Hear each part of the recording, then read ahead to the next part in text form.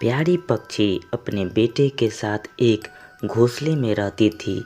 एक दिन वो अपने बेटे के लिए आम का फल जंगल से मेहनत से लाई थी, मगर उसका बेटा बहुत ही जिद्दी था। माँ, मैं ये आम नहीं खाऊंगा, ये आम बहुत ही खट्टे हैं, आम मुझे पसंद नहीं है, इसमें गिठली होते हैं। माँ, बेटा, जंगल में फल बहुत ही मुश्किलों से मिलती है और तुम हो कि कोई भी चीज़ तुम्हें पसंद ही नहीं आती है। अपने बेटे की इस आदत से प्यारी पक्षी बहुत ही तंग हो गई थी। दूसरी तरफ दूसरी पक्षी का बेटा बहुत ही आसानी से खाना खा लेता था और अपनी माँ को परेशान भी नहीं करता था। माँ, आज आप मेरे लिए क्या लाए हैं? बेटा, मैं तुम्हारे लिए अंगूर लाया हूँ, खा लो बेटा, ये अंगूर खा लो, ये अंगूर बहुत मीठे होते हैं। ठीक है माँ, मैं ये अंगूर खा लेता हूँ। माँ, ये अंगूर बहुत मीठे हैं।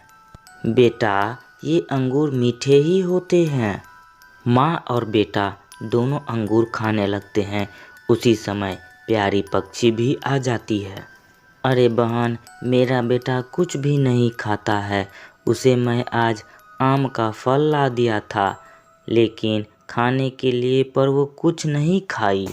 अरे बहन, आम तो बहुत मीठे होते हैं। हाँ बहन, आम तो बहुत मीठे होते हैं, लेकिन मेरा बेटा नहीं खाया, वो बोला इसमें आम के गिठली होते हैं। अच्छा बहन, तुम काम करो, कल तुम जब भी भोजन लाने जाओगी तो उसे ज़रूर साथ ले जाना।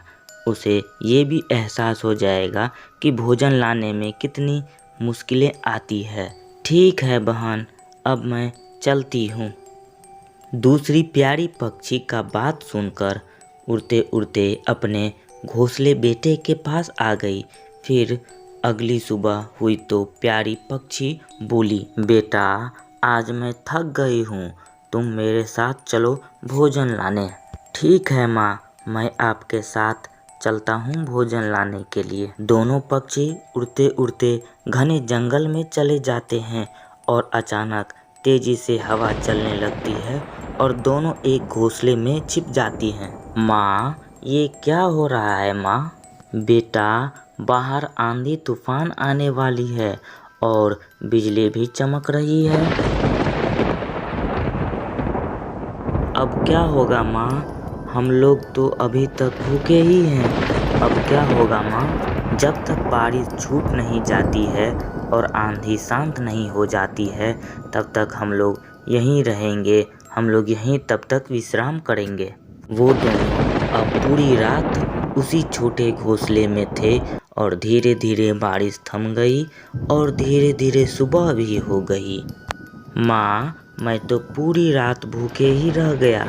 अब मुझे पता चला आप मेरे लिए भोजन लाने बाहर जाते हैं तो कितनी तकलीफ़ें होती होगी।